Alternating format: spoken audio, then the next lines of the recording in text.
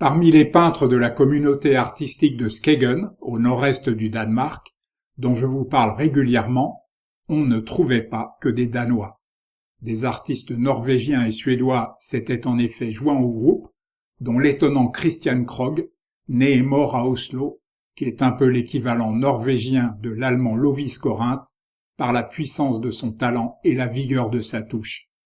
De Skegen, où il aborda durant l'été 1879 en compagnie de Fritz Tolo, Krogh dira toujours que c'est là, après une période difficile de sa vie, qu'il s'est retrouvé en tant qu'artiste et en tant qu'homme au contact de la population locale.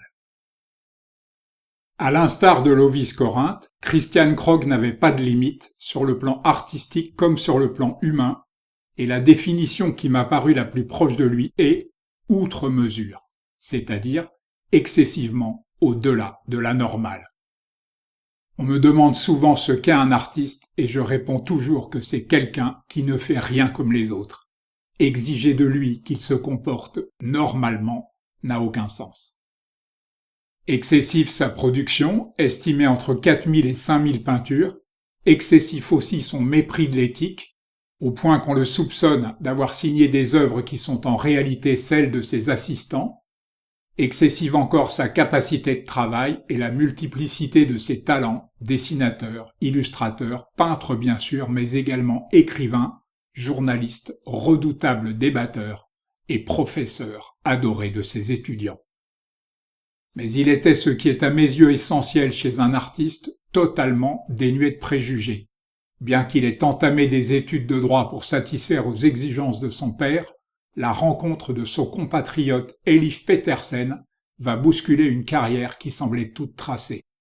Tout à la fois naturaliste, impressionniste, pré-raphaélite et symboliste, ce surdoué exercera sur Christian Krogh une influence considérable.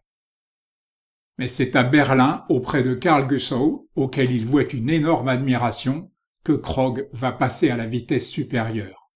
Ces tableaux, dira-t-il de son professeur, ont immédiatement modifié ma vision de l'art et de la nature. Si la plupart des tableaux peints à cette époque ont malheureusement disparu, un adieu donne la mesure du potentiel de Krogh et de la puissance de cette vision. Et sa principale réussite, à mon sens, est d'être parvenu à faire coexister dans une même œuvre l'ensemble de ses influences, comme dans cette marine où il associe avec bonheur naturalisme et romantisme. Quant à son réalisme imprégné de considération sociale et de tendresse personnelle, il est tout simplement bouleversant, comme vous pouvez le vérifier avec cette jeune fille malade. Ce tableau est une icône en Norvège. Sous une apparence de joyeuse frivolité, l'implacable dénonciation d'un système social qui contraint les femmes à la prostitution, tout en leur infligeant une condamnation. Autre icône du naturalisme norvégien, cette lutte pour la survie.